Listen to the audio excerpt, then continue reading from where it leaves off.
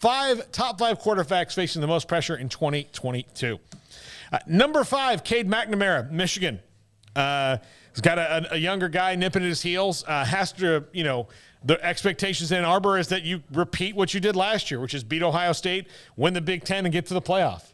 I don't think there's any, we hope you just do well anymore. Like they've gotten a taste of steak at Michigan again. They're not going back to beanie weenies. They're absolutely not doing that.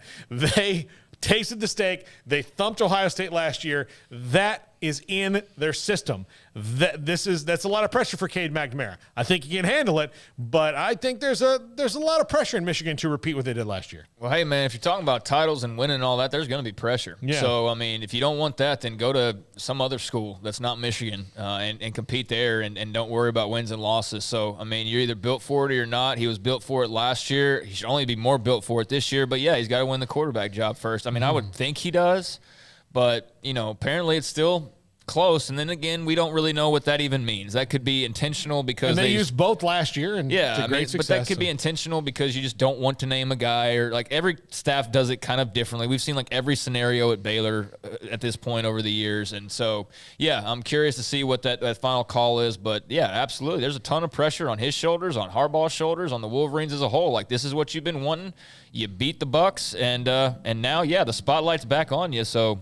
Run with it. Yeah. Art Briles kept RG3 a secret until that first snap. And do you think that was ever? Yeah. And all of us are like, so you're telling me that this guy right here, this near Olympic athlete, is not going to – okay. Yeah, I'll believe that later, Coach. Number 4, Tyler Buchner at Notre Dame. Look, he's coming in. He's got lofty expectations, and this is a team in Notre Dame that is picked in the top 5.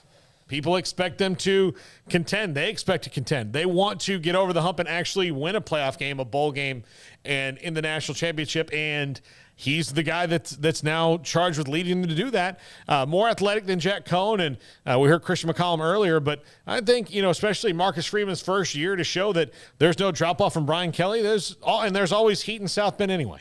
Yeah, I mean, obviously he's got some good people working with him. I remember when I think it was Tommy Reese that whenever Freeman was hiring his assistants, and so there was a little debate about whether he'd be there or not or whatever that was. And I remember seeing the video of Reese saying he was staying at Notre Dame. It was pretty cool. But I mean, this is huge to be the first quarterback of the Freeman era. There's huge expectations for Notre Dame year in and year out. I mean, we're just kind of saying the obvious there. But as we've said, they're knocking on the door of the playoff every single season, if not just walking into that door.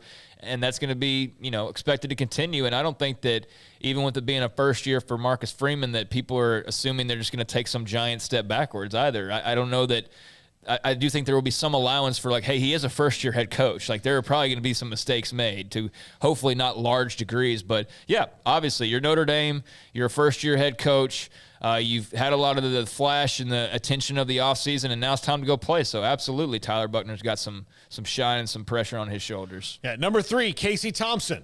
He's won the job at Nebraska, and I don't think that's much of a surprise, but fought off another transfer in Brock Purdy. But Chubba Purdy. Oh, yeah, Chubba Purdy. I'm sorry. I'm still a little hot about it. Brock's in the NFL, yeah. Brock's in the NFL. But Chubba Purdy. But he won that job, and he is he's playing for his coach's job in Scott Frost right now. So they've got to get better. And that's a lot of pressure on someone knowing Casey Thompson didn't walk in there thinking that Scott Frost is going to be there no matter what happens. I mean, he knows. So that's pressure to do that. I think he's going to do fine there. But again, there's so many more problems in quarterback that they had to deal with last year. But Taylor McCarg was on earlier and said that was the best 3-9 team in history last year. If you watched them, they probably were. I mean, if folks just look at 3-9 and think that they just got their tails kicked in 9 of those games or whatever. I mean, they legitimately should have been a bowl team, but they made just the dumbest mistakes you've ever.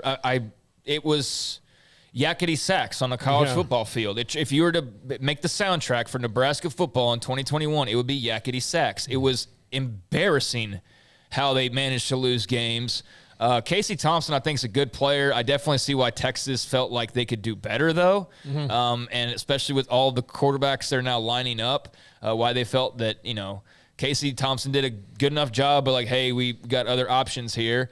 I think Nebraska, makes sense as a landing spot. And Scott Frost, I don't think he's forgotten how to coach offense or college football. I just think they're a really poorly disciplined, unlucky team with just bonehead mistakes, the likes I've never really seen from I don't know. I don't know what to compare it to. And almost a completely new coaching staff outside of Scott Frost. Well, yeah, and then you got Mark Whipple, so, that should shake things up in a positive way. So new quarterback, new OC, a lot of confidence, and the only thing really that's kind of dampening that is just like what has to be done to ensure Scott Frost has a job after this year. Yeah. I don't think that they know that going in. Like, hey, if Casey Thompson helps them win 8 games, Scott Frost is safe. Folks in Lincoln can, say if there's a number out there. I don't believe that there is, though. Casey Thompson's going to be very interesting to watch there in Lincoln, and I like Nebraska. I hope the best for him. If they're 6-6, but could have been 9-3, some of the same things happen. And they lose because of 2 special teams errors and that kind of junk like last year.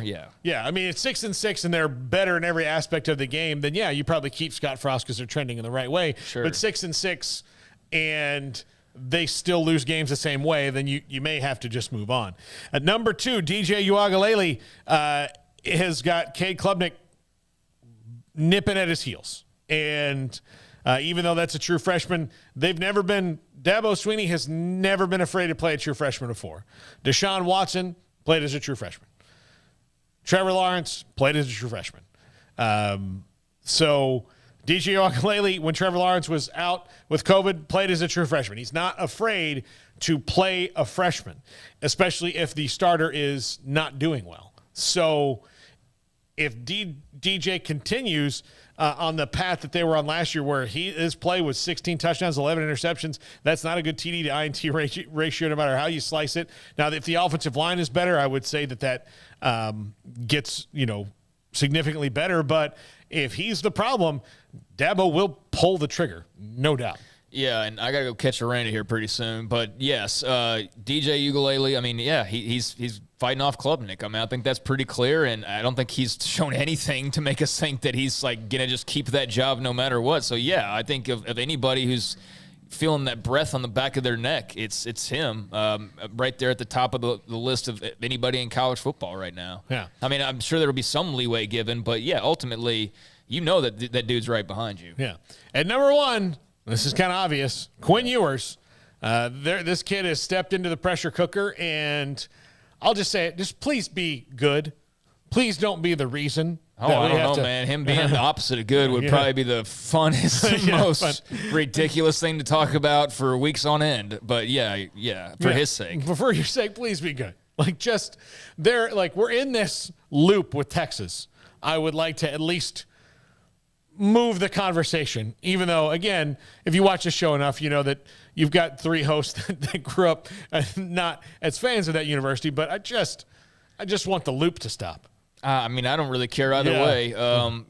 But yeah, Quinn Ewers is a fantastic player as far as a high school football prospect goes. I wish you almost wouldn't have said the part about not being, because that doesn't mean we can't look at it objectively and look at Quinn Ewers just for what it is. It's talking about Pittsburgh or San Diego State or something. But yeah, I've followed UT long enough to, I don't root for them, but I don't disparage the way that they go about really doing their business or their successes and try to diminish those in any way. And if he goes out and has major success, then we're all going to have to, give it up to Sark and give it up to all those recruiting folks who called him the next Jesus at quarterback and every other thing under the sun that's been said about this young man, while we've seen pretty much close to 0 football this entire time while all these things have been said. So for his sake, I hope it works out and he's, the next Vince Young or whatever. But, certainly there are a lot of people praying for his downfall across the country because they want to see Texas stuck in the mud once again.